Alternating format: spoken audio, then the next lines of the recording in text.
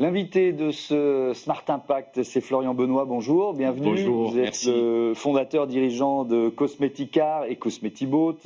On va parler de lavage auto, lavage de bateau et de la gestion de l'eau. Est-ce qu'il y a une prise de conscience pour vous, au fur et à mesure que les sécheresses se multiplient, notamment dans certaines régions, de cet enjeu de l'utilisation de l'eau pour laver sa voiture ou son véhicule? Oui, heureusement. Alors, je dirais heureusement ou malheureusement, parce que les contraintes climatiques, forcément, mettent en lumière notre méthode de lavage sans eau. Malheureusement, parce que forcément, c'est pas très bon ce réchauffement climatique et ce manque d'eau. Les grandes entreprises commencent à avoir conscience de leur impact à l'échelle nationale. On voit ça depuis à peu près 5 ans. Le particulier aussi commence à son échelle, à l'unité, commence à prendre aussi conscience que de nettoyer son véhicule, d'arroser abondamment son jardin, de nettoyer à grande eau un peu toutes les surfaces, ça peut avoir un impact. Quand on a des restrictions d'eau, forcément, ça nous touche tous. Donc oui, effectivement, depuis quelques années, on voit ça. Et donc vous proposez vraiment une alternative, c'est un concept de lavage auto sans eau. Expliquez-nous. Oui, alors ça fait partie de l'ADN de Cosmeticar. Moi, j'ai créé Cosmeticar il y a 20 ans. Donc, initialement, l'idée était d'éviter les rejets polluants dans l'environnement, puisque quand on lave un véhicule avec de l'eau, vous avez deux aberrations. La première, c'est que vous utilisez de l'eau potable, déjà, du moins quand on travaille en France, pour nettoyer un véhicule, et puis vous rejetez de l'eau qu'on dit souillée, donc avec des polluants, avec des produits chimiques, etc. Quand c'est fait dans des stations de lavage professionnelles, vous êtes dans l'obligation de récupérer ces eaux usées et de les traiter. Pas de problème, il y a de la consommation d'eau, un petit peu de déperdition, mais au moins la pollution est traitée. Quand on fait ça chez soi ou quand on fait ça dans une entreprise qui n'est pas équipée de système de récupération des eaux usées, en fait, vous consommez de l'eau et vous rejetez en plus de l'eau polluée dans les nappes phréatiques, dans les sols, dans la nature. Donc nous, on évite ces deux problèmes-là, la consommation et le rejet, tout en maîtrisant toute la partie consommation de produits que l'on récupère aussi sur nos chiffons et que l'on traite. Voilà. Ouais. Avec quelques chiffres, on a comparé en fait la consommation d'eau des différents usages. Donc le lavage à domicile, on est entre 300 et 500 litres d'eau par véhicule. J'avoue que je ne m'attendais pas à une telle consommation. Dans une station de lavage à haute pression, on peut être entre 80 et 100 litres. Et puis dans les stations automatiques à rouleau, entre 150 et 400 litres selon les modèles. Vous, c'est quasiment zéro ou quelques centilitres, quoi. Alors pour être précis, on utilise des produits qui sont aussi dilués avec de l'eau. Pour nettoyer un véhicule entièrement intérieur-extérieur, c'est 20 centilitres d'eau, un petit verre d'eau. Voilà. Donc l'économie, elle se chiffre en centaines de litres d'eau. Pour vous donner une ordre d'idée, donc c'est effectivement entre 250 et 300 litres d'eau économisés par véhicule. Nous aujourd'hui sur nos 100 agences, chaque jour, c'est l'équivalent de 250 000 litres d'eau économisés. C'est l'équivalent de 10 camions citernes, par exemple, chaque jour. Chaque jour. À l'année, c'est des millions de mètres cubes d'eau qui sont évités en termes de consommation et évités en termes de gaspillage aussi et en termes de pollution.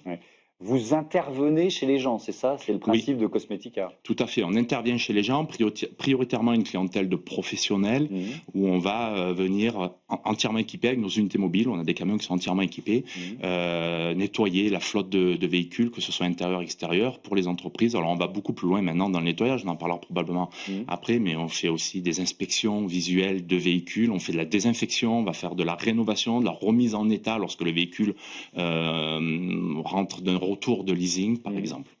Donc vos clients, votre premier marché, c'est le B2B. C'est des entreprises aujourd'hui. Ça commence à être le B2B. L'ADN de Cosmeticar, c'était du nettoyage professionnel pour les professionnels de l'automobile, ce qui nous a permis d'apprendre et d'avoir un haut niveau d'exigence, parce que client professionnel a besoin de livrer un véhicule forcément dans un état proche du neuf. Et petit à petit, on s'est développé face à la demande croissante et justement à la conscience environnementale, notamment les nouvelles démarches RSE des grandes entreprises, que quand on est une entreprise avec 10, 100, 1000 véhicules, et c'est exponentiel, forcément ça a un impact sur aussi la consommation d'eau, sur le nettoyage. On a commencé à avoir une demande de la part des professionnels et depuis 10 ans on se développe et ça représente plus de 50% de notre chiffre d'affaires. Donc tout ce qui est flotte d'entreprise, grand groupe, aujourd'hui c'est plus de 50% de notre chiffre d'affaires. Donc vous l'avez créé il y a 20 ans, c'est ça? Exactement. Vous aviez quel âge? Quand j'ai créé Cosmeticar, j'avais 20 ans et je travaillais sur le projet depuis la seconde, donc 16-17 ans. En seconde, au lycée, j'ai créé Cosmeticar. Vous avez l'idée d'un lavage sans eau? Oui. Ok. Oui. Alors, comment elle est venue cette idée? Ben, Il y a eu un déclic, il y a eu elle est venue d'une contrainte. Moi, j'avais envie de travailler par moi-même, d'être indépendant. Je m'ennuyais un petit peu sur les bancs de l'école. Donc, en parallèle, je réfléchissais à des business. Et quand vous n'avez pas trop d'argent, que vous êtes maniaque et que vous aimez l'automobile, bon, ben voilà, hein, vous avez compris. Okay. La facilité, entre guillemets, c'est d'aller vers le nettoyage de véhicules. Ça me plaisait bien.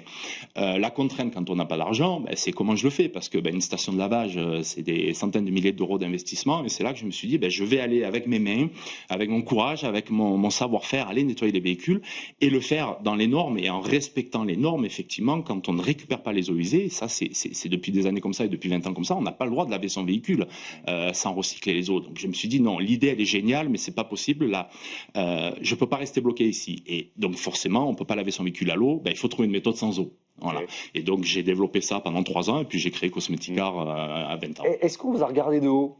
Est-ce que certains vous ont regardé de haut ? Oh là, c'est quoi ce gamin là qui arrive avec sa solution sans eau ? Alors, l'âge, probablement pas. On aime tous les jeunes qui sont ambitieux et qui travaillent. En revanche, le sans eau faisait peur par rapport aux rayures. Donc, ce qui est marrant, ce qui est aujourd'hui une force et ce qui est mis en avant, il y a 20 ans, j'en parlais pas du tout parce que quand j'allais voir un professionnel de l'automobile, je dis bon, je vais venir, je te lave le véhicule, on fait tout de A à Z, tu as absolument rien à faire et on te le fait sans eau. Alors, le gars, ça faisait 40 ans qu'il avait son véhicule à grande eau. Ah non, sans eau, tu vas me la rayer. Donc, c'est sorti des arguments de vente le lavage sans eau et on l'a remis en fait quelques années après parce que justement il y avait cet impact sur la démarche environnementale. Les bénéfices écologiques les plus significatifs, vous l'avez évoqué, mais de quel polluant on parle ? Parce que vous dites qu'il y a énormément de polluants. C'est quoi ? C'est la pollution qui s'accumule sur nos voitures, c'est ça ? Exactement. Vous avez déjà les hydrocarbures, les gaz d'échappement. Vous avez la poussière de plaquettes de frein qui est extrêmement nocive. Vous avez les fuites d'huile, vous en avez toujours. L'essence. Donc vous avez énormément de polluants sur un véhicule. Quand on dit la manière la plus écologique, c'est de ne pas laver son véhicule, c'est entièrement faux, puisque quand vous ne lavez pas votre véhicule, et que vous prenez de la pluie, qu'est-ce qui se passe ? L'eau qui est souillée va dans les nappes phréatiques, va dans les sols. Donc il faut nettoyer son véhicule. Ce qui est important pour limiter l'impact, c'est soit en station professionnelle, où effectivement, comme vous l'avez dit, c'est un peu moins de consommation d'eau. Pourquoi ? Parce qu'un nettoyeur haute pression consomme moins d'eau qu'un tuyau à grande eau, vers grande eau chez soi. Donc c'est important de laver son véhicule dans des stations professionnelles qui récupèrent les hydrocarbures, qui les traitent, puisque forcément vous avez des hydrocarbures et qui recyclent l'eau propre, ou de le faire avec notre méthode qui, elle, n'utilise pas d'eau. Et comme on n'utilise pas d'eau, on n'a pas de rejets. Et les quelques rejets que nous avons, qui sont des chiffons que l'on recycle, eux aussi sont traités de manière professionnelle. Alors vous avez, je crois que c'était il y a 5 ans, pour créer le même service pour les bateaux. Alors j'imagine que là c'est un marché beaucoup plus faible, ou alors au contraire il y a un potentiel de développement important. Alors, c'est un marché plus faible en volume, puisque forcément, on a quand même moins de bateaux que de véhicules. C'est venu du constat où certains clients possédant des bateaux nous ont dit « on est assez embêtés, tu ne peux pas venir nous laver aussi le bateau ». On a fait des tests, ça a été plutôt concluant. Et là aussi, l'aberration, quand on va sur un port, surtout en saison, on voit beaucoup de personnes avec le tuyau d'eau.